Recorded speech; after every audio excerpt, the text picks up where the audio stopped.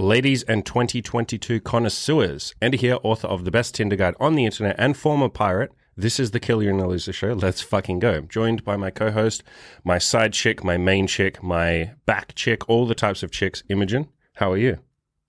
I'm good. When were you a pirate? I don't want to talk about that. It's not relevant. No one gives a shit. So what people do give a shit about is we're going through, this is part 3 of our yearly recap. So if you guys haven't watched the first 2 videos, go back, especially that first one where I explain why we're doing this yearly recap, why I recommend you guys do the same thing. It's mostly to give yourself credit for the year you've had so you have some positive momentum for 2022. Go back and watch that first video. Let's get started. So we're on number 23, which was me starting this YouTube channel, even though it was fucking terrifying to be on camera at first. And you were equally terrified. Yeah. I did the first couple by myself. It was really hard. For anyone who hasn't done any sort of content creation, you and I was a victim of this too. You go to, or I was guilty of this too. You go to YouTube and you watch YouTubers and you just go like, oh, that's just a YouTuber. It can be, you sometimes don't think of the entire story behind the person, how they got to the place they're in, how they got comfortable talking on camera. It's very easy, and there's lots of comments about this. We're going to talk about this further on.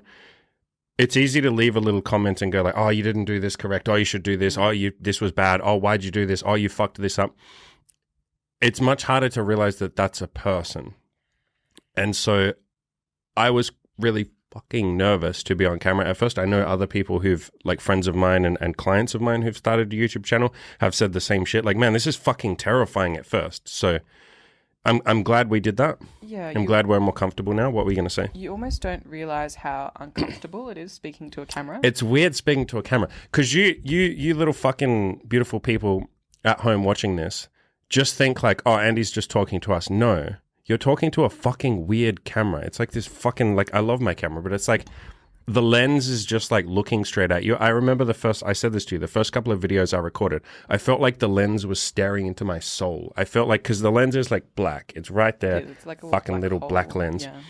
And like, yeah, it does look like it's just you're staring into the abyss. There's nothing there. There's no feedback. Like no one's, and so it's almost a mirror or a reflection. If you want to get deep, it's a reflection or a mirror on all of your biggest insecurities, at least at the start. Like, what if no one watches this? What if no one cares? What if what I'm saying is stupid? What if this exact sentence coming out of my mouth doesn't make sense? What if I haven't given full context? What if someone thinks that I speak too fast or speak too slow, or I'm too quiet, or the audio isn't good, or the podcast was boring, or the guest was uninterested, or a million different things. And it is literally like a fucking mirror. And I think because we have on this screen right now, the reason I'm not looking at the camera, I'm looking at the fucking screen. This is me looking at the camera. This is me looking at the screen. You do look at the screen as well to make sure you're in the right spot. I haven't like moved off camera. You know, I'm not too high up. I'm not too down low. I'm not covering my face with the microphone like this. You have to kind of watch yourself as you're speaking. Yeah, because we had been doing the, like, just the audio only podcast for a little while to begin with. Yeah, on Spotify and all that. Which, by the way, pause. If you guys aren't going and watching or listening to the shit on Spotify or Google Play, like my podcast, basically, I do entirely different content from this. So all the same sort of stuff as this, but just different epiphanies, different ideas. So it's this content, but more of it. So go and watch that. Go and listen to that, I should say, as you were saying. You forgot your point now. Yeah, keep interrupting.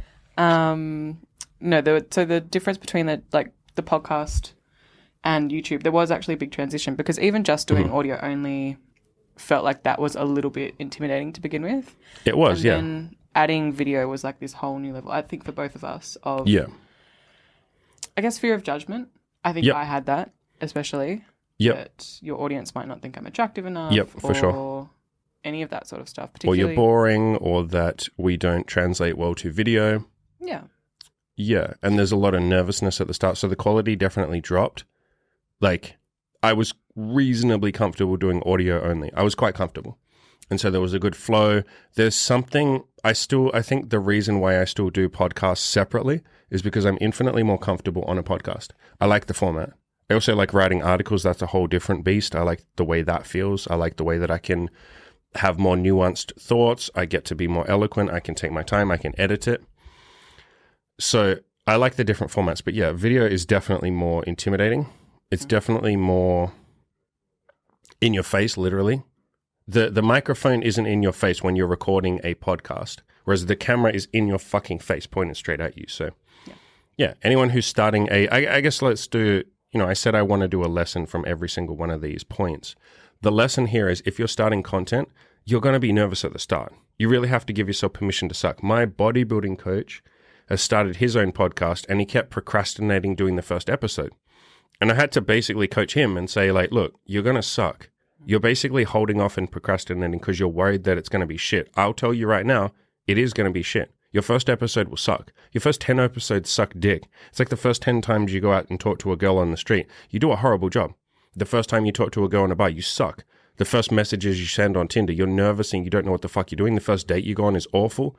The first business deal you try and do is awful. The first client you ever work with, you fuck it up. Like, the first bits of artwork you ever did for clients, like, you would look back and be like, oh, I was so nervous. I was a train wreck. I didn't ask for enough money. I fucked things up. I worked too hard. You and I tend to that's how we fuck things up, is by like working too hard on something. Yeah, you want to make sure it's absolutely perfect. And then when you take a perfectionist mindset, take a step back and you're like, I'm only getting paid, at least for me at the start doing art, it was like, I'm getting paid $50 for this artwork and I've spent 3 days on it. Yeah. That's yeah, me too. Me too. Or spending, like, I would charge like $20. Someone would pay me $20 for a coaching call that went on for like 3.5 hours. And before the call, I had spent like 2 hours writing notes to make sure I did a good job. And then afterwards, I would send them a PDF file of all the notes that I had written for them. And then I would give them the audio transcript and like just a bunch of insane shit for like $20. So that kind of shit is very... Any new endeavor you start, especially content creation, you're going to suck at the start. You're either going to work too hard or not hard enough, or the product won't be good enough, or blah, blah, blah, blah, blah. You need to give yourself permission to do a shit job. Because the good thing is, nobody goes back and watches the original shit, or very few people do. Very few, yeah. Like, you'll get the super fans. I've, for instance, watched and read and listened to literally everything Good Looking Loser has ever done, but that's very rare. That's like 1 in 1,000 people will do that. So very few people will see your early shit work. And if you really care, you can just delete it. And that's the thing, though. If people do go back, because obviously your content's going to be a hell of a lot better than it was at the start, people that go back are just going, they're not going to mock you. They're going to appreciate how far you've come. Exactly. Good point, yeah. They're not going to judge you and be like, oh, I can't believe they made something terrible when they first started out. It's going to be cool to see that journey. Yeah. Yeah, for sure. So if you're in content creation or you're thinking of getting started, just fucking start. Like, don't sit there and go, I have to be good quality. My first ones were done with a fucking webcam. Like, I didn't know what I was fucking doing. Like, it looked awful. I had shitty microphones. So yeah. Speaking of which, number 24 on this list is I upgraded all my microphones and studio setup. So, we got a bunch of cool shit here. I can probably show it off. I could probably I'm going to do a terrible job of this. So guys, if you're listening to this audio, fucking look at the screen right now, because I'm going to show you. Okay, this is our cool little fucking background there. We got lights there, lights over there. Am I going to be able to show this big fucking giant softbox? Look how bright that is. You can't see anything. I got a nice little fucking window. Look at that window. I get to look out there. You can see fucking buildings and shit. Isn't that lovely? Now let's put on the fucking... So the point is should I show them? No, it's too hard to show. There's padded walls in front of us where the camera is. I mean, I guess I can show that fucking... I'm not going to be able to see if I'm pointing.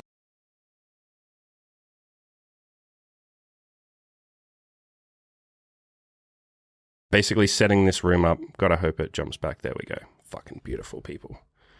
So we've upgraded my camera. I've upgraded the lenses. I've upgraded the lighting. These microphones are fucking expensive. I think I spent $2,000 on the microphone setup. You have to buy a bunch of other bullshit. You don't just buy this microphone and plug it into your laptop. You got to buy bullshit that I don't even understand. Lights. Yeah. So it's been cool upgrading that.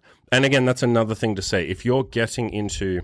A lot of people see, or they think YouTube and stuff like that has a high barrier to entry, because they'll see their favorite YouTubers or podcasters and they'll go, I don't have $5,000 for a podcast room. This podcast room didn't cost $5,000, but they'll say I don't have several $1,000s for a podcast room. And you go you don't have to. Just use your fucking laptop.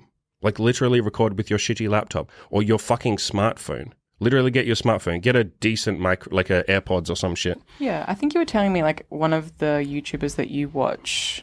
used to or still does record like under a blanket in a cupboard. Oh yeah, I know who you mean. Yeah, and like you don't need a particularly good setup. Yeah, particularly given how like adequate phones are most of the time. Yeah, now. Just use your fucking phone. Like put it on a stand or prop it up against some books and just record on that, and then you'll slowly upgrade over time. Once you get enough followers.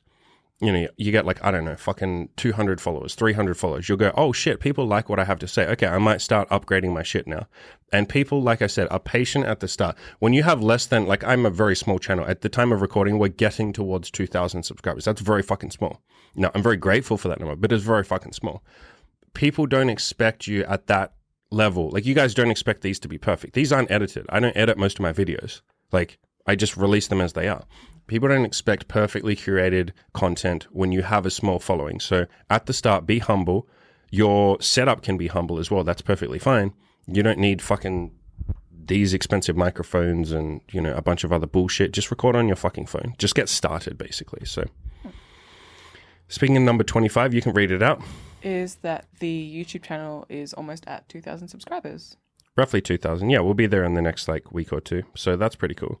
I remember when I first started the channel, I was like, what if nobody follows the channel? What if we get like 20 subscribers? And that never happens, by the way, as long as you're giving value and helping people, or if you're just an entertainment channel, as long as you're fucking entertaining, or if you're a vlog channel, as long as you're sharing yourself and not just doing the fake fucking, you know, hey guys, welcome. I'm fucking vlogger version 30. I'm vlogger number 43.97. I'm just like you guys. Ha ha ha. My life is crazy. Like, if you actually share some deep shit, like, hey guys, look, I'm having a bad fucking week. Like, I'm going through this shit. You know, here's how I overcame it. Here's maybe how you can do it too. If you share bits of yourself as a vlogger, like, you just get subscribers. So if you're a content channel like I am, like a self-improvement channel or a helpful, like an advice channel, give the best advice you can. If you're an entertainment channel or a Twitch streamer or something like that, be as entertaining as you can. Have as much fun as you can. Share as much as you can with your subscribers or your followers. If you're a vlogger channel, share as much of your personality as you can. Be as deep and introspective as you can. Don't just share the surface level bullshit. Like actually fucking say the shit that people give a shit about. Like I'm having a bad day, or hey, I'm struggling with this, or hey, I fucking read this book and it really changed my life. Maybe it helps you. So yeah, and you'll grow like naturally. Don't buy into the bullshit that people will tell you of like, YouTube is oversaturated. My dick is oversaturated, but yet like people still want to ride it. So YouTube is oversaturated, yet people will still come and subscribe to your channel. Good analogy there. Yeah. Yeah. On that note, number 26 on this list was me learning to be okay with negative comments, even though they fucked me up at first. And slowly becoming okay with negativity, and now getting to a point where I realize it's not. So this was a whole journey. Let's take a pause. And this was a whole journey. Remember, I spoke to Radical, who's, you know, a friend of mine in real life as well.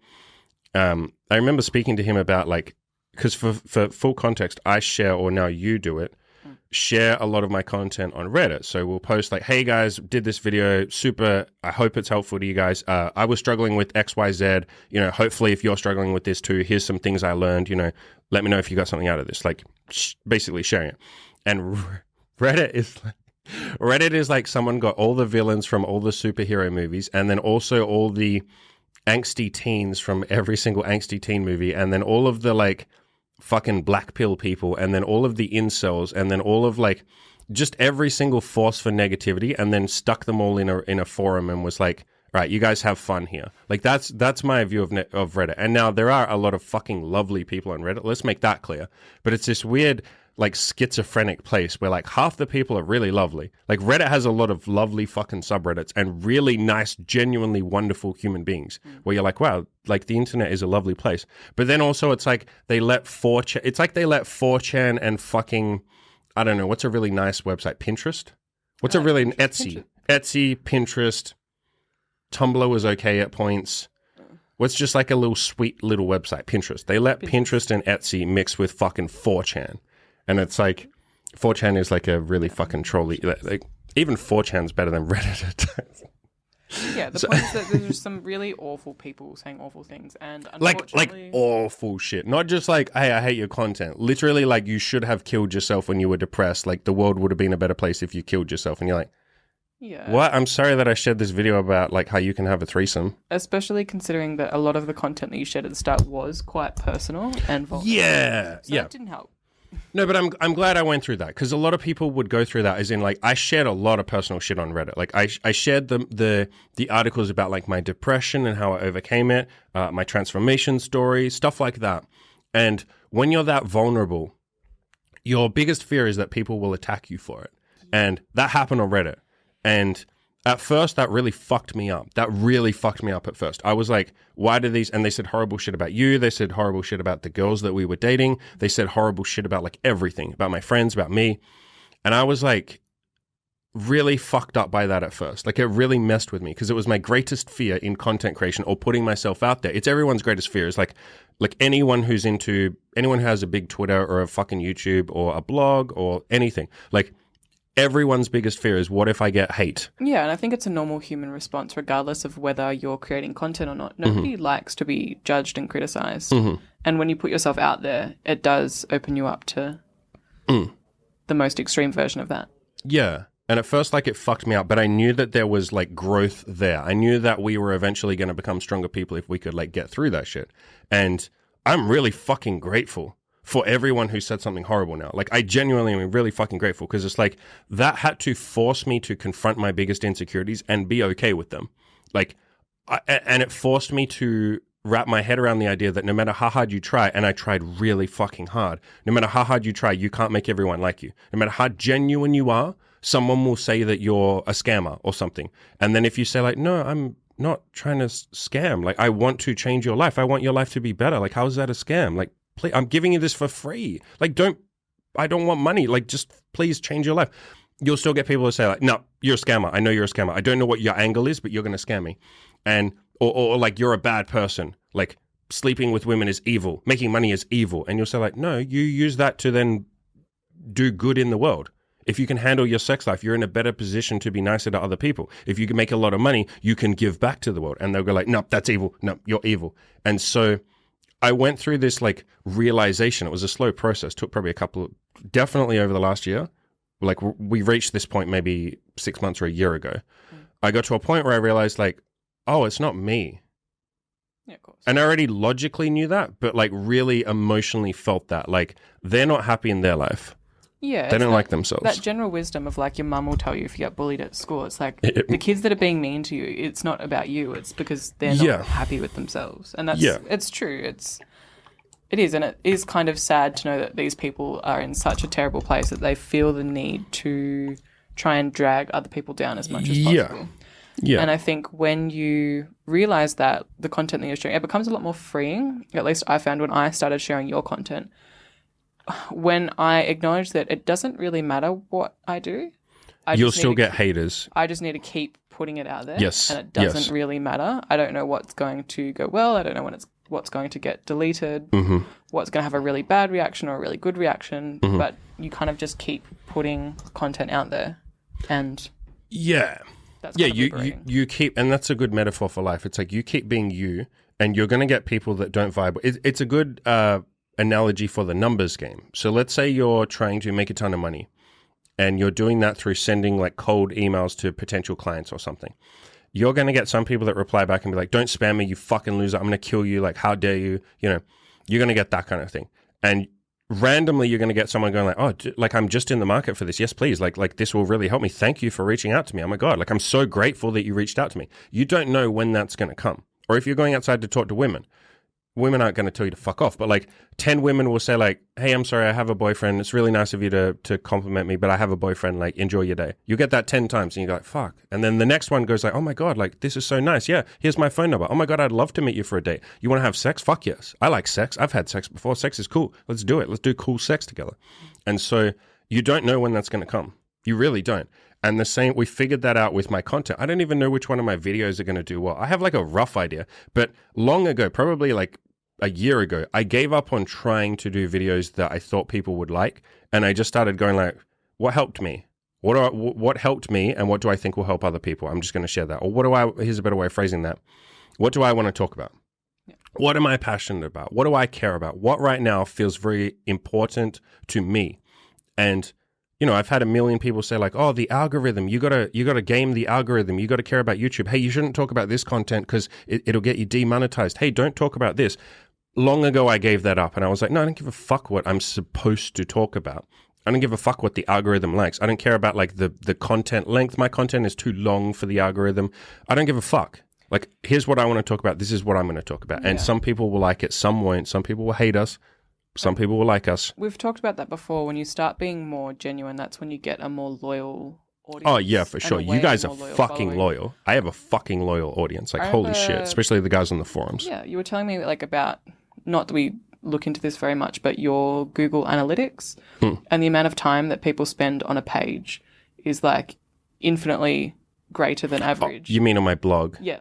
Yeah, I looked that up. Yeah, it was something crazy because normally for a website, like someone will spend like 1 or 2 minutes on a site, and that's considered good. Like if they spend 1 or 2 minutes on your site, they read half an article and then they left. Yeah, because all of that SEO, like optimization stuff with Google, which I just don't even bother with. Like I can't be bothered. It's going to get you those shitty clicks, but it's also going to get people that are looking at a page for 30 seconds and then leaving. Yeah, and that doesn't really do anything for you in the long run. Correct.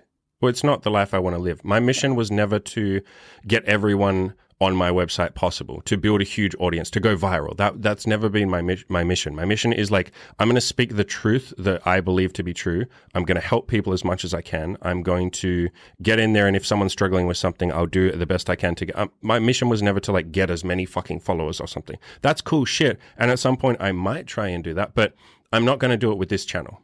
I'm not going to like try and make this channel go viral. I'll do it with like a fucking video game channel or something. I'll do some like fun, silly little passion that I enjoy, that I'm passionate about, and I'll do that as a side channel. But I think that's a good metaphor for life. Like your mission when you go outside to talk to women is not to make all of them like you. They won't. They can't. Like you're not likable to everyone. And that's a big ego hit for a lot of people. You're not likable to everyone. That's a fucking epiphany for a lot of people. It was for me. Not everyone is going to like you. You're not that likable. You're not perfect. And even if you were, which no one is, even if you were fucking God, not that I don't know if I believe in it, but whatever. It's like a fucking, I believe in some higher power. But even if you were fucking God, like not everyone likes God. So like yes. If you're motherfucking Teresa, Mother Teresa has haters. Like everyone will have haters. Gandhi has fucking haters. There's a bunch of people who hate Gandhi. There's a bunch of people who hate Martin Luther King. There's a bunch of people who hate fucking every humanitarian you could ever list. So your mission is not to be lovable or likable to everyone. It's just to find the people that like you, to speak your truth, to say what you're looking for, to screen for whatever it is you enjoy. Put yourself out there, and the people that like you will vibe with you. They'll say yes. They'll be like, fuck yes, I'm really into you. The people that don't, that's fine. Like not everyone has to like you. So this was a huge epiphany. This was probably the biggest epiphany. And getting to a point where, you know, now when someone gives me negativity, which funnily enough is a lot less, now that I'm not scared of it, it almost never happens. And when they are, I just honestly like wish them well. Like, hey, I hope that person's life is a little better. Like it sucks that they're having a bad day or something. But it's not this big personal attack on me anymore, which it never is. When someone leaves you a negative comment, or when someone yells at you on the street, or like whatever it is, it's not about you. When someone honks at you in traffic, it's not that you're a bad driver. It's that they're having a bad day. Number 27. You can read this.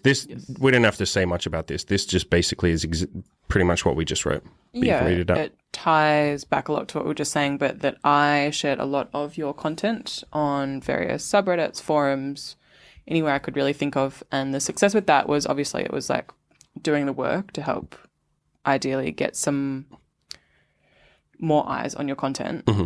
But it was, I guess the biggest challenge with this is exactly what we just talked about, that people were so negative, and especially sharing a lot of content on Reddit and that being a big source of traffic, there were times where it did get incredibly frustrating because... Yeah, because for full context, like give context that we weren't just like posting content and being like, hey, I made this video, go watch it. It's like you would, I was doing it at first until you took over. Yep.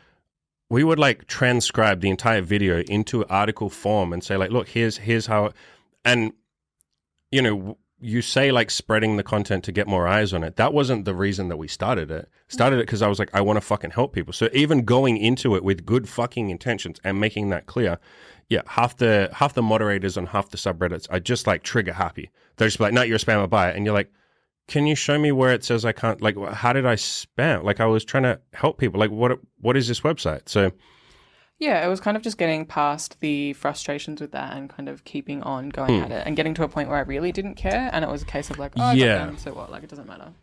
And yeah, because it was frustrating for you. Yeah, and also getting to a point where I just stopped reading the comments or replying to comments that people would leave when we would share something. Yeah. Just because it was so negative all the time. Yeah. And I guess we can make a greater point here and say I'm very grateful for all of you. Like, obviously, you know, okay, here's what I would say. I'm grateful for all of you for being so fucking, like, positive. I think we've made a very positive community, not just on YouTube, but especially my fucking forums and, like, even more so my coaching groups and my coaching clients and shit. But I would then go one step further and say, like, I made that happen. I very specifically chose to do that.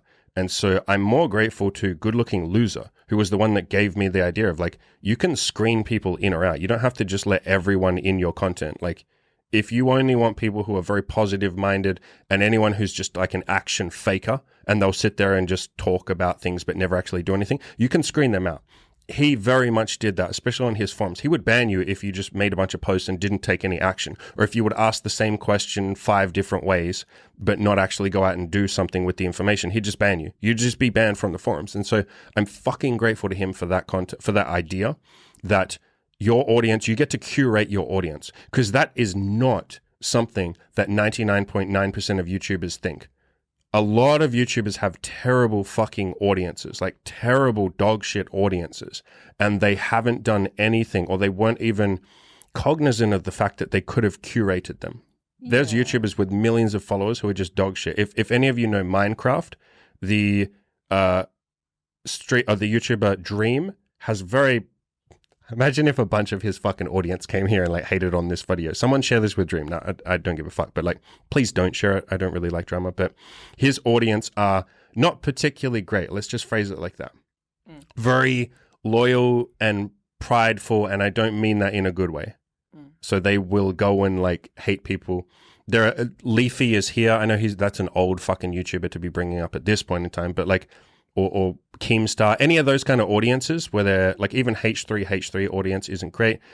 People don't, the point I'm getting to is YouTubers don't tend to even realize they could be curating their audience. Here's someone, this is going to be a weird, obscure reference that almost no one is going to understand. There's a YouTuber called 3 Clicks Philip. I know you've watched quite a few of his video. He carefully fucking curates his audience. He has like 2 million followers. He's got 3 YouTube channels. Across the 3 of them, he's got like 2-point-something million followers.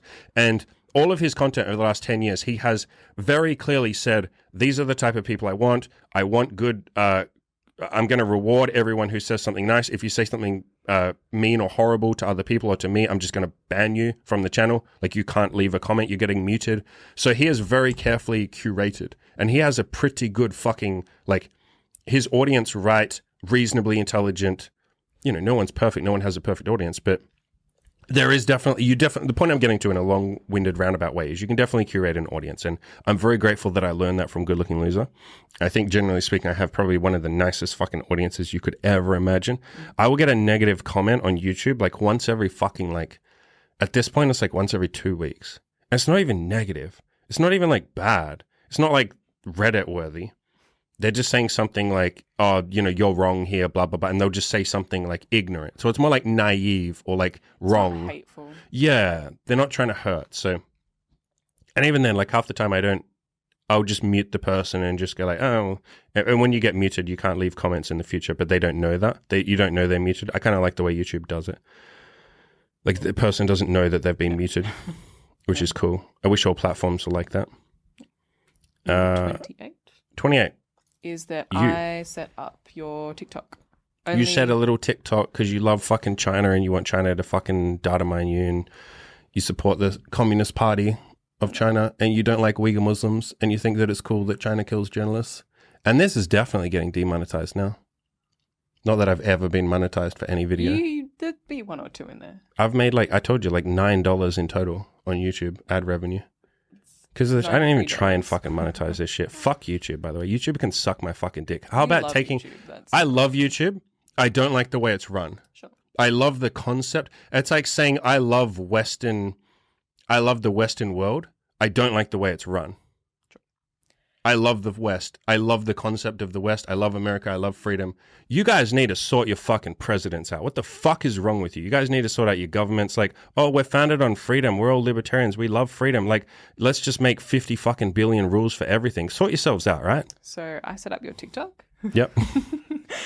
And there was something that a couple of people had been kind of like harassing you to do. And you got to set up a TikTok. Yeah. You got to set up a top tick. You got to get on Instagrams. You got to get on the fucking TikToks and Twitters, and you got to get on the social medias, boomer. So I set that up. Mm-hmm. We got some followers. You got like a couple thousand. Like last time I checked, it was like 1.6 or something. Was that? Yeah, last time I checked, 1.6 thousand. With like, you've only posted fucking 6 videos on there. You've just been... I took a break over the holidays. You've just been clipping these videos into like 1 minute chunks. Yeah. But we'll get back on that shortly. Yeah. That was more an experiment than anything. It was just like, oh, I'll see what this is. Yeah. I have a theory, and I'm being very careful not to phrase this. When I say this, like, this is not me knowing anything. This is a theory that I've pulled out of my ass, and I'm trying to keep an open mind on this. I have a theory that TikTok followers won't necessarily translate to like people coming on the forums and changing their life and shit like that. I think that TikTok is more like a short form entertainment platform where you feel good for 1 minute and then you scroll to the next bullshit video. I'm not convinced that people who are into self-improvement, because it's such a short form format, like, you don't change your life with a 1 minute inspirational video from Andy. However, I think there will be a certain percentage of people that will watch that, get really inspired and be like, oh, fuck, this guy's speaking the truth. Okay, maybe I'll go to his YouTube video and now I will change my life. So, yeah, I think that it will be, here's what I'm trying to say. On YouTube, if you have like 2,000 subscribers, you can change a lot of lives. A lot of those subscribers will come to your forums. They will read your articles. They will change their fucking life. Some of them will sign up for coaching. They will do shit. But I suspect on TikTok, instead of 2,000, you probably need 20,000 to change as many lives. So it's not that it won't work. And it seems a lot easier to get followers. Like I said, you put 6 videos and you already have like 1.6 thousand fucking followers. Yeah, so I think the conversion rate's going to be a lot lower. But it doesn't matter. Like, at this point, it takes almost no effort. Yeah. It doesn't take you much effort. Yeah. We're branching out. And again, I'm trying to keep an open mind. Please, everything I just said, remember that I don't know what I'm talking about with TikTok. I've never done it before. This is my theory, but I would like to be proven wrong. So, 29. More than 1,000. I think it's like 1,050 or 1,100 at this point. I don't even know. I didn't check. More than 1,000 people have signed up for my forums. How fucking cool is that?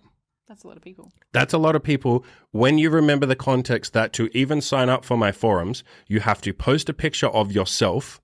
You have to sign a contract literally saying, I commit to taking myself and my goals seriously. You have to jump through a bunch of hoops to even fucking sign up. So that 1,000 I expect would be 5,000 if I didn't have, or 3,000 or something, if I didn't have that giant fucking hoop there that you have to jump through. Because a lot of people like do not want to put their picture of themselves online. You have to, and what you're doing is screening out all the people that would have signed up to just check it out and maybe read a bunch of posts and, you know, maybe they changed their life, probably not though. In order to sign that commitment to say, I am serious, I'm signing this fucking contract, think how serious you have to be. That's not you just like checking out the fucking forums. Like, you're ready to change your fucking life. So that's quite impressive. I'm quite impressed that 1,000 of you already have signed up. That's fucking cool. And this is only the beginning. You know, this shit like always exponentially grows. Until I shut it all down and go and find Jesus, like Roosh fucking V. I think you could find your higher power and keep your forum. Well, I mean, that's the place I'm in right now. I mean, that's like what a lot of my content is starting to focus on, especially my coaching. I've talked about this. Like, what is the meaning of life? Why are we here? Is there a fucking God? Is this all a simulation? Is Elon Musk God? Are there lizard people running the fucking world? Are birds just government drones? Why is the cliche that they're lizards opposed to lizards? Because lizards are fucking snaky, slithery little bastards, just like fucking politicians and shit. Actually, that's not true. There are some nice politicians. Lizards. Ha! That was a joke. I'm sure there's a few nice politicians. I'm sure there's quite a few nice politicians. It's just not a job that screens for that. Sure. 1,000 people on the forums. Number 30. Helping Radical / Cameron, who's my friend, my beautiful fucking friend. What a beautiful boy he is. To start making his own money from coaching and then doing the same with a few other people. That's been cool. So for the longest time, like, by the way, guys, I never set, at first I started my website to help you guys get laid, but I think in my mind, and we talked about this a lot, especially like a year or two ago, that I wanted to do other stuff. My mission was never to just get you guys laid. Getting laid is wonderful. It makes you a better person, all of that shit. But that's like step one of building an amazing life, right? Like that would be like me saying like, hey, I'm going to teach you how to put your shoes on. I'm going to do the best blog ever on tying your shoelaces perfectly. And that's going to get people to run marathons. It's like, no, that's step one of the marathon. Put your fucking shoes on tight so that you don't get blisters and shit. But, you know, my mission was always to branch into other shit. So it's been nice to be able to help some of my coaching clients. And I would say one thing I've noticed is like my coaching, because the person is talking to you one-on-one, you can help them with stuff that you haven't necessarily done content on. And it does feel like I get this weird like anxiety, or maybe it's excitement or like pressure that I've put on myself, that I want my content to catch up to that. Because like, you know, I've said this to you before, like most of my coaching clients right now, we're talking about the fucking meaning of life and like, how do we get you to make a ton of money? How do we get you to like yourself? How do we get you to have like really good self-esteem? How do we get you to have a bunch of friends? Like I'm working on all the shit that I really genuinely passionately care about, but it's like I just haven't had time to catch up yet with the content. So there is like a weird anxiety of like, I'll be like really hitting huge epiphanies with my coaching clients, and then I'll be like, fuck, I wish this was a video. I wish I was like helping like you guys with this shit. So, you know, it's been fun. I do like the format of coaching is that you're ahead of the curve. You're like years ahead of the curve. You're helping people with shit that you haven't even done a single video on yet. Like helping people start coaching, helping people make money. Like I've done no content on that. So that's been really fucking fun. And it's been really rewarding seeing like Cam especially, but you know, there's other guys like Joe from Passion Unchained. Shout outs to his YouTube channel. Who else? I don't know if I should say some of the other names. Those two are comfortable with me saying their names, but there's other guys, you know, the ginger guy. That's a lot of gingers. But there's been like quite a few clients and shit that have like started their own coaching. One of my friends has started, remember? Yeah. Technically this guy that's staying with me might also start that shit as well. So that's been really fucking fun. It's really fun to, especially because like with Cam, I remember with Cam when like earlier in the year he said, and by the way, when I say Cam, I'm talking about Radical on my forums, those of you who are on my forums.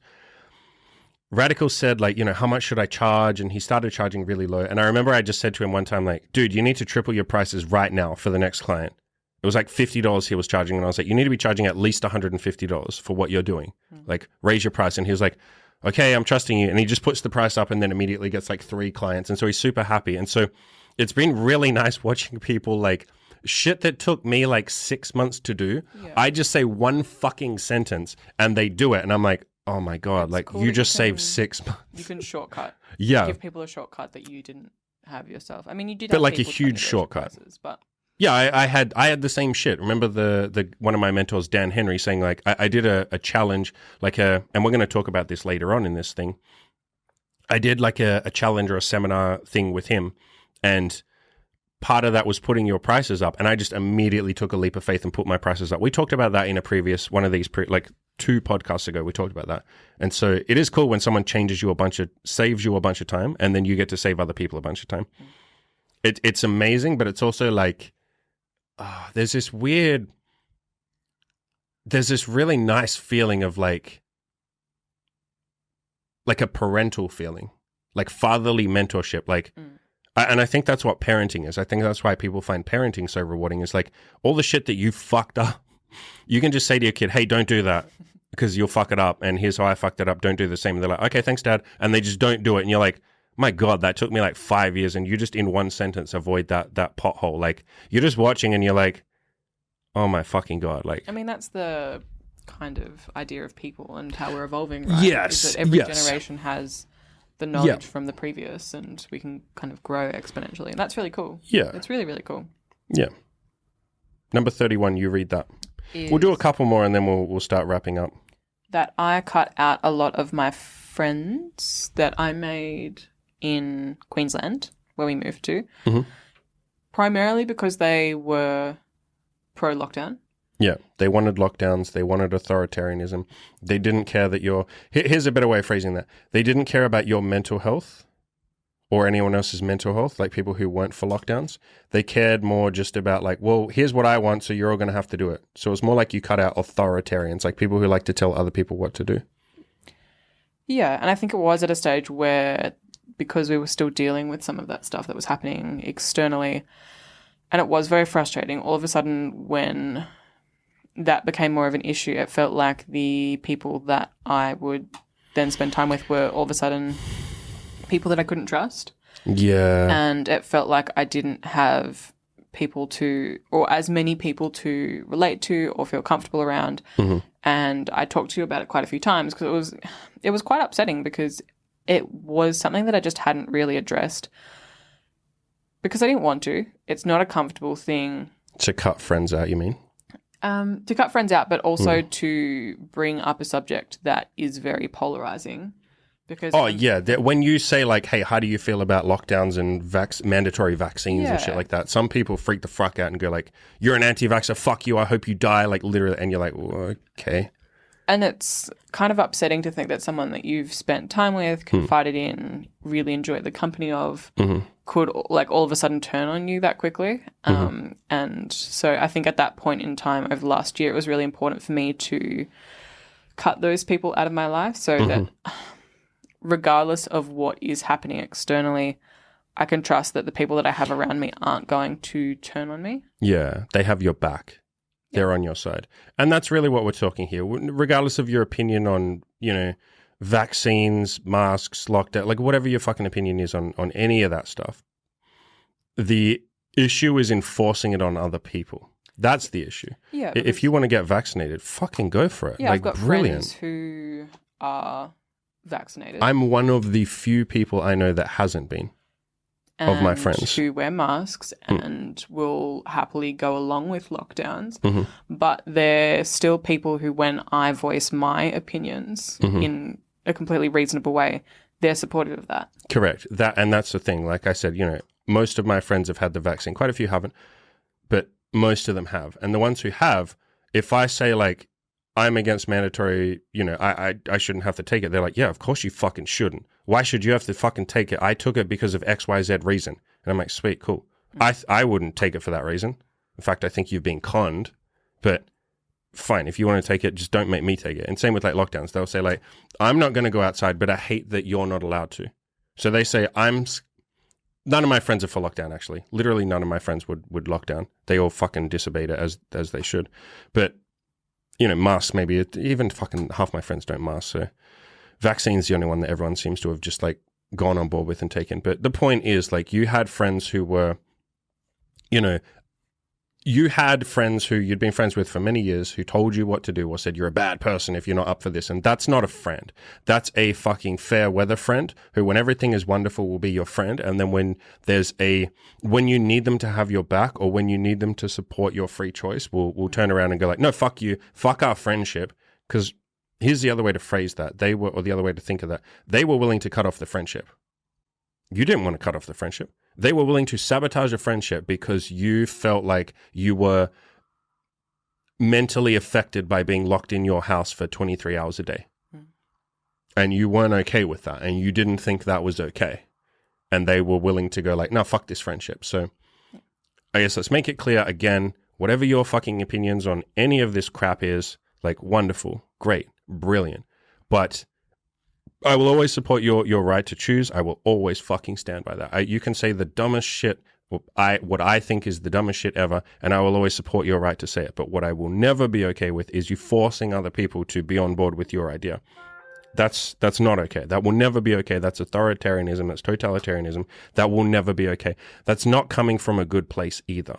Yeah. People who are for forcing other people what to do, you're not doing it out of love. That's not done out of love or care or kindness or community or any of that. You're doing it out of fear. You're doing it out of anger. You're doing it out of hatred. And so I can never be on board with the promotion of those emotions or those values or those ideas. I'll never be okay with anything that's based on hatred, fear, anger, loathing. It's why I don't watch the freaking news, because that's all that's based on. I'm going to do a video on that at some point, but Yeah, it was a big step for you to cut those people out. Yeah. It really was. It was just hard and sad and upsetting. Yeah. But, like, ultimately, I feel a hell of a lot better for it. I feel like I have people that I can trust and relate to, and I'm not walking on eggshells. Yeah, waiting for the moment where they snap at you. Yeah. And I think there's a greater point to be said here. A lot of people will have people in their life that maybe aren't the most supportive of their goals, for instance. And you don't necessarily have to just cut those people out immediately, but you can just spend less time with them, or don't tell them about your goals, or just talk about surface level shit with them. Don't tell them about like your deep vulnerabilities if you know they're just going to attack you or talk shit or bring you down.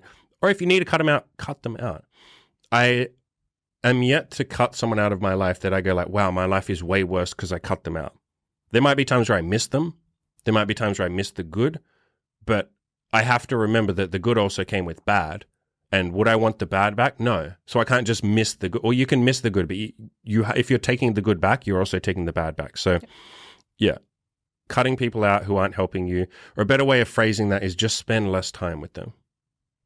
Go and make friends who are supportive of your mission, supportive of you, supportive of what you believe in, or at least your right to believe in it. Not everyone has to agree. Most people, not everyone agrees with me. Not everyone agrees with you. You're not supposed to, but support your right to say it.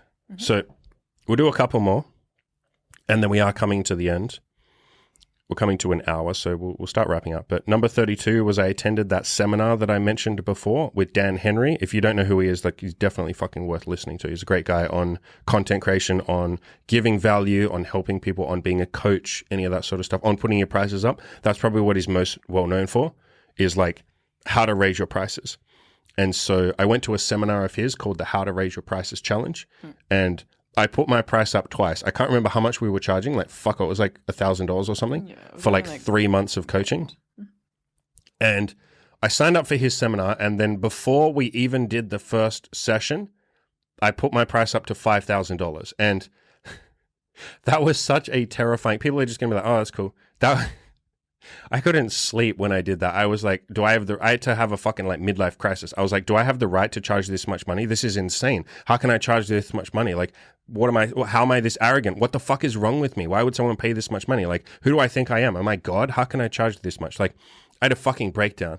And then again, I put the price up to like $10,000. And again, I was like a fucking breakdown. I was like, what the fuck is wrong with me? Like I went through all of the emotions. I was like, people are going to hate me. People are going to like, I don't know, put a billboard in the middle of New York City saying like, look at this guy. Who the fuck does this guy think he is, charging $10,000 fucking dollars for his coaching? Like, what a fucking loser. That was like one of the most terrifying things I think I've ever done. Like literally. And if you are doing content creation, or you're a coach, or maybe you're working a job and you want to ask your boss for a raise, it's fucking terrifying. But the thing to remember is the worst that happens is someone says no. Yeah. And the best that happens is they say yes. Yeah, and all of the outlandish fears that you have that like they're going to react terribly and get angry and indignant. And fire you or hate you or put up a billboard in New York saying you're a fucking loser. Yeah, that's just not going to happen. No. If anything, from what you've told me, the people that don't go ahead with coaching feel like a little bit apologetic. Oh, yeah. I've had so many people apologize. Like, I'll say the price. It's not 10,000. It's more than 10,000. We said it on the other podcast. It's 15,000. It's going to raise to 20,000 soon. So, you know, I'll get to the point in the call with them and I'll say, okay, and like, here's what I offer. You know, group coaching is $5,000. You get all of this, 12 weeks, access, blah, blah, blah, blah, blah. Group one-on-one coaching is all of that. Plus you get access to me. You know, I'm going to work with you, kick your fucking ass, like all that kind of shit. That's $15,000, blah, blah, blah, blah, blah. And then some of them will be like, I'm so sorry, man, I don't have that money. And then we'll obviously go through and I'll say like, okay, like, is that a fear thing? Like, do you definitely not have the money? If you don't, that's fine, dude. Like, I don't care if you don't work with me or not. But like, you know, is there something we could do to get the money? If not, that's fine. Just say so. And they'll go like, I'm really sorry. Like, I can't even take a bank loan. Like, I can't do that. I'm so sorry, man. I feel so bad. I've wasted your time. And you know, we've spoken for like, because I do like a long fucking call. That first free call is like a long fucking call. I'll do coaching with them. I'll give them a bunch of resources. I'll fucking try and help them. And so many of them, like you said, have gone like, oh, I'm so sorry. Like, you know, I've wasted your time. And I'm like, no, dude, like I came on this call to fucking help you, not to just like get fucking money. But, and how many people now have said like, oh, your coaching is underpriced. And that blew my mind. The first couple of people that said that, I was like, wait, underpriced, but I'm charging like a stupid fucking amount of money. There's like a life-changing amount of money. And they're like, yeah, but you changed my life. it's worth like $100,000. And I was like, holy fuck. Like, so all of the fears didn't come true. If you're, take this lesson. If you're working a job and you want a promotion or something, do you remember my friend Mike? Yes. And when he asked for a promotion, because he realized that he was being underpaid, he was getting paid like $70,000 or $65,000 a year, Australian dollars, so whatever that is in your currency. He was getting paid like $65,000 a year, and he figured out that, he found out that most of his other coworkers were getting paid way more, and he was getting paid less because he just accepted less. And so he worked up the courage. It took him so much because he's not he doesn't like confrontation. He worked up the courage. He went in there, had a big chat with his boss, and he's like, look, boss, like I think I'm worth more than this. I've done some research. And this is, by the way, the best thing to do in a negotiation is go and find your worth. What I mean by that is go and apply to a bunch of other jobs, see which ones would take you on, and then go to your boss and say, and you don't do this as a fucking threat. Please don't do this as a threat. Do it as like, we're on the same team. Just be like, look, boss, I really like working here. I don't want to have to up and move. That's effort. I have to drive somewhere else. I have to get used to new people. I want to fucking work for you. I have, however, been thinking that I'm worth a little more. So I've gone and applied to a bunch of other places. Look, this company here is offering me 120 grand. This company here is offering me 105, but with some bonuses. This company here, blah, blah, blah. Is there some way you could help me? Because I want to fucking work with you, boss.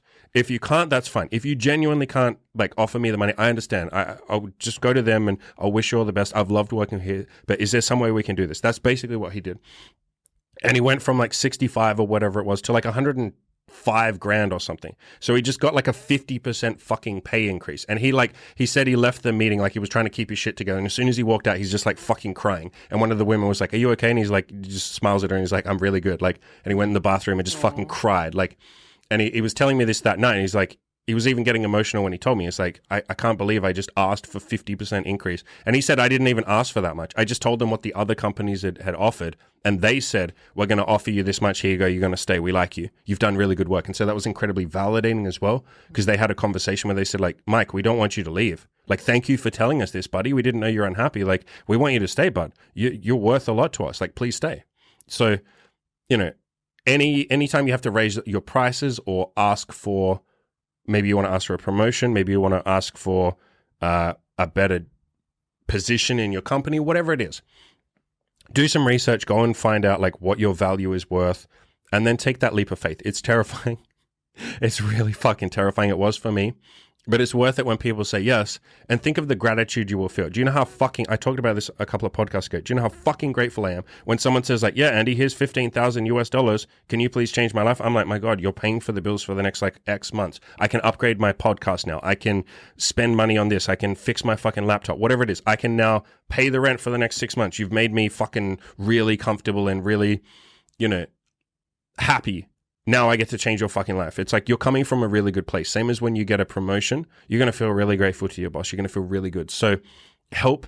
It's a win-win situation. People think of negotiations or prices as like one person has to win and one person has to lose. If I raise my prices, I'm getting more money off people. No, you're giving them more value. Always think in terms of that. If your boss gives you a promotion, you will work way harder because you will be grateful to him, because you will like working there. You can now work 50 times harder. You're coming from a good place, a place of gratitude, love, happiness, joy, appreciation.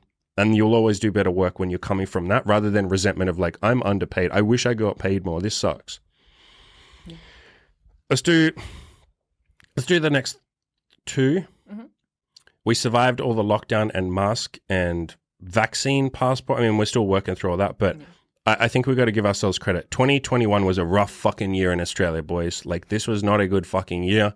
This country is batshit fucking insane. Some of you have seen the insane shit, like police shooting protesters with rubber bullets and tear gas, and we weren't there. We weren't in that city. We left that city. But my God, like, this year was worse than 2020. Like, infinitely worse. Like way more insane. And we didn't just survive it. We thrived in it. Like, we did a lot of shit. Like I said, we wrote 84 things on this list of shit we did during like the worst fucking year ever. So I'm really grateful to you. I'm grateful that we got through it. We did a good job. We did a pretty decent job. We've come a hell of a long way even with how we're approaching all of this similar sort of stuff now with vaccine passports. We're coming more from a place of like kindness and empathy. Whereas we were coming from a place of hatred and anger and frustration and like, fuck these laws, fuck this business owner for doing this, fuck anyone who supports this. That's where we were like a year ago. Now we're like, yeah, I understand this business is like just following orders. I know that's exactly what they said in Nazi Germany. I know that's why I just said that. I like that. But, you know, you understand that they have a fear of the government, you know, giving them fines, shutting down their business, all of that. And so they're not doing vax passports and locking us out of every cafe and restaurant because they hate us. Although some of them will, but that's the minority. That is the minority. They're doing it because they're scared. And so when you have that realization, you can go like, okay, I kind of feel bad for them. I'm not going to hate on them. Yeah, they're doing evil bidding, so to speak, but I don't feel that anger or that frustration or that rage. And I did even as recently as a couple of months ago. I was very angry. Yep. That is something that we are actively working on. We're paying my life coach and you know, you've seen my life coach a few times. Like it is something that we're actively working on. We're reading books on this. So I wouldn't say we just survived all that shit. I'd say we thrived. We're in a really good place mentally. Yeah. Even though like go outside and half the cafes and restaurants won't let you in and you can't go to the cinemas and you can't do like any of that shit. But we've adapted to that pretty well. Yeah. Like I did a podcast a while ago on my Spotify. Again, go check out my Spotify. I got different content on there to hear. I did a podcast talking about like, you know, if society doesn't want me in their society, fine, then like, fuck you, I'll check out of society. And since doing that, like, yeah, hasn't been that much of an adjustment. It's just like, well, I guess you're missing me going to your movie cinema. I'm not missing your cinema. You're missing me. Because I think you can't find me, I quit. Once you come from a more empowered place rather than like, I can't or people are stopping me, right? And coming from a place of I choose to. Yeah. All of a sudden, with that framing of things, it feels a hell of a lot better. Not feeling helpless, not feeling like a victim. Yeah, and you never are a victim. Like, as much as they say it from a place of hatred when they say this, but a lot of people will say, like, you're choosing not to get the vaccine. That is true. I'm not a victim. I am choosing not to get the vaccine. And so when you come at it from that place and go like, okay, I'm choosing not to get this, all the consequences that go along with that, okay, I'm choosing them too. You can let go of the frustration. You can be like, no, I'm choosing not to go to cafes. I'm choosing not to go to restaurants. I'm choosing not to go to a cinema. I'm choosing, you know, not to do all of this stuff. Like, that's fine. What am I going to choose to do instead? Okay, we'll go sit on the beach. Okay, we'll find some cafes that don't check. And we found a couple. Yeah. A couple of good boys and girls that don't check any of this bullshit and don't ask, you know, any of the silly questions. So when you come from that place, like you said, of empowerment, of like, we're choosing to do this. And this probably shouldn't have to be said, but I'm sure there's someone in the audience who'll misread this. Again, I don't care if you get vaccinated. It's not a vaccine, it's a therapeutic, but I don't care if you get that. Probably shouldn't have said that. It's a vaccine, it's wonderful, it's beautifully effective, it does everything it should. So I need to get like multiple booster shots because it's that effective, it's brilliant. Get the vaccine, wonderful stuff. If you want to get the vaccine, if you want to wear a mask, if you want to be locked down, like all of that stuff, do all that. Like that's perfectly fine. I'm not going to judge you for it. Okay, I'll judge you a little bit, but I'm working on letting that go. I would like to not judge anyone for getting that shit. So make that clear. We'll do the last one, 35. Is that we took some breaks and holidays. Because vacations, the Americans call it. They won't know what a holiday is. They'll think it means like a day off. I mean, it is. I don't think they know what a holiday is. They think it's like a day off. Vacation. Well, it is time off. Yeah, but they think a holiday is like a public holiday. Sure. They won't know what or they'll think holiday season. They'll be like, do you mean Christmas? No, vacation.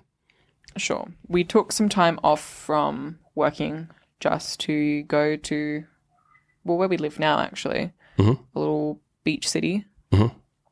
And it was, I think, the first time you'd taken proper holiday in. I ain't taken holidays in like 3 fucking years. Like ever since I started my website, I've just worked like 360 something days a year.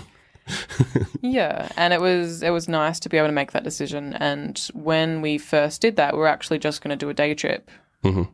And you made the executive decision to basically stay and for it to be this spontaneous thing. And I think the success with that was the fact that one, you hadn't done it in so long, and it was also, it was an affirmation of the fact that money was less of a stress. Yeah. And that the business was, or your coaching was able to sustain itself well enough that you could afford to take a few days off. Yeah. And that was really, really nice. Yeah, such a radical concept, hey? It really did feel like that was a long time coming.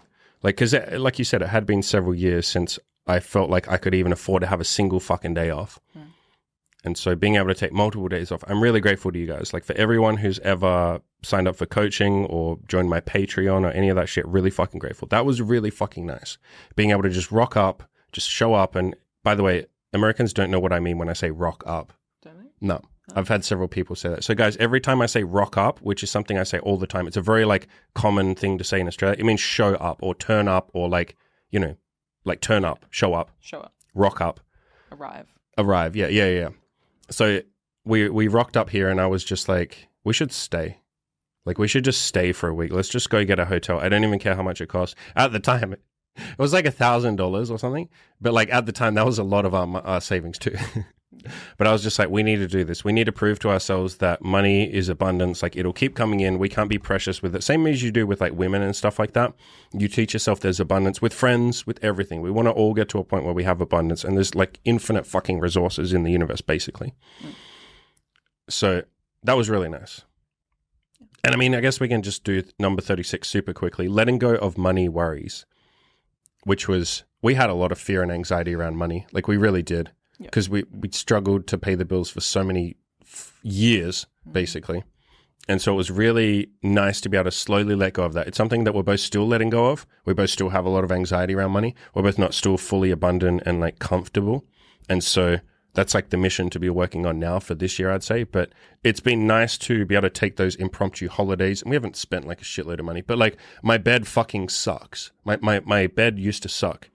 And just being able to buy like a really nice mattress and just go like, yeah, this is worth it for my sleep. Or, you know, taking friends out, like we took that friend out to the shooting range, the pistol shooting range, and I can just go like, I'll pay for all of you guys. It's like, that's just nice. Or like go out to dinner with my friends and go like, no, I got this. Like not even big amounts of money, just like fucking $20. Like I'll buy you a $20 fucking dinner. Like that feels really nice because that's something I haven't ever been able to do in my entire life. I've lived with a like poverty mindset. I've always thought like, you know, I've been like Jewish with my money, as one of my friends says. And so it's been nice to like let go of that and just be able to like be okay. It's like you have to do it with women. You get to the same point of abundance with women where you go like, this woman's being horrible to me. I don't have to keep seeing her. Or this woman's like just really being mean. Like she's saying horrible shit. Or she's not that into me. She's taking like 4 days to reply to every text. She's just not that keen. I don't have to put up with that. I can just go find another girl. So it's been nice to get to that point with money. Yeah. And obviously similarly for me, especially since I quit my job, kind of accepting it's a different level of security because even if you hate your job, there is a guarantee of income. And I think that's why so many people put up with it. Because it's safe. There is a safety to it and there is something terrifying about not knowing whether money is going to come in next month. Even if it's been up to this point fairly regular, it feels as if there's no guarantees. Obviously, that's kind of the point of what. It's definitely something that I've been working on, especially coming from a family background where my dad was quite frugal, despite not needing to be at all. And then kind of perpetuating those fears of like, you need tertiary education, you need university, you need stability, you need safety. So I put off telling them a lot of what I was doing because I know on paper it doesn't sound like a super secure, safe decision. Obviously, it was a calculated risk and we talked about it a lot, but... To a normie, our business is not going to sound secure, even though it's like really, you know...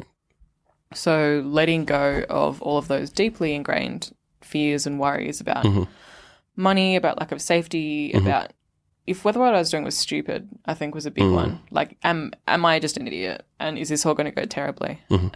So we've both done a lot to let go of that over the last... it's been taking a lot of effort and work for sure. All right, we will wrap up. We're up to like what, number 35 or something? Getting there. So almost halfway through. This has been fun. I think we've given enough value with every point. Like, that's what we're trying to do. We're trying not to just recite all of these and go like, we let go of this, we did that. I'm trying to give you guys lessons, and we're trying to give you guys lessons for each one of these as well. So we'll wrap up there. As always, guys, go out there and crush your mother flipping goals. Goals. Goals. Goals. Goals.